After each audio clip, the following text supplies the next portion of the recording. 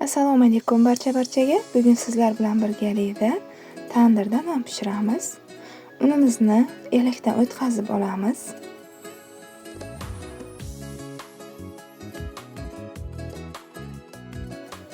Tuz solamiz. Iliqdan issiq bo'lgan suv yoki sut solamiz. Menda sut borligi sababli sut ishlatdim. Sizda agar sut bo'lmasa, suvni o'zida ham bo'ladi.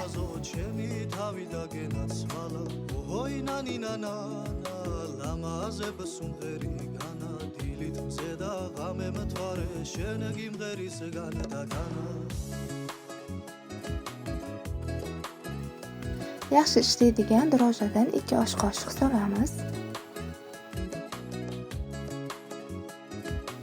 Yumshoqqina qilib xamir qoramiz. Xamir qorish jarayonida tuz juda muhim ahamiyatga ega. Agar tuzlari kam bo'lib qoladigan bo'lsa, nonimiz chiroyli chiqmaydi, tandirda uzoq vaqt davomida turmaydi. Shuning uchun suvga tuz solganimizda tuzini ozroq balandroq qilamiz. Xamir qorish jarayonida tuzlari o'zi normal holatga keladi. Tayyor bo'lgan xamirimizni ustlarini ozgina o'simlik moyi bilan yog'lab 1 soatga tindirgani olib qo'yamiz. Xamirimiz 1 soatda oshib chiqdi. Endi buni o'zimiz xohlagan razmerda kesib olamiz.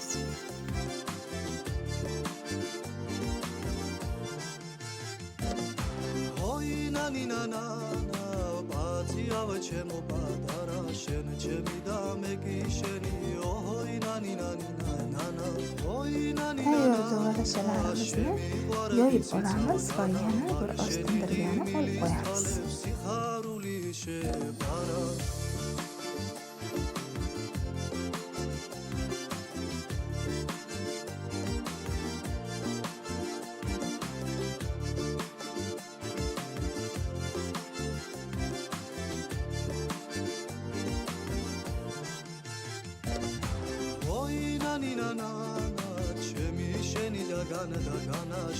Men xuddi shu xamirni o'zidan kichikroq bo'lgan zo'rlachalar ham yasab oldim va yuqoqilib yoyib, xuddi shu ko'rinishda tugib ularni ham tandirda pishirib oldim.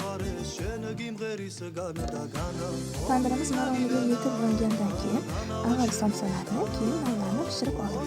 Nonlaringiz bir xil chiroyli chiqishini xohlasangiz, tandirdan uzib olishingizdan oldin suv sepib, ozgina kutib keyin olsangiz chiroyli yaltirab chiqadi.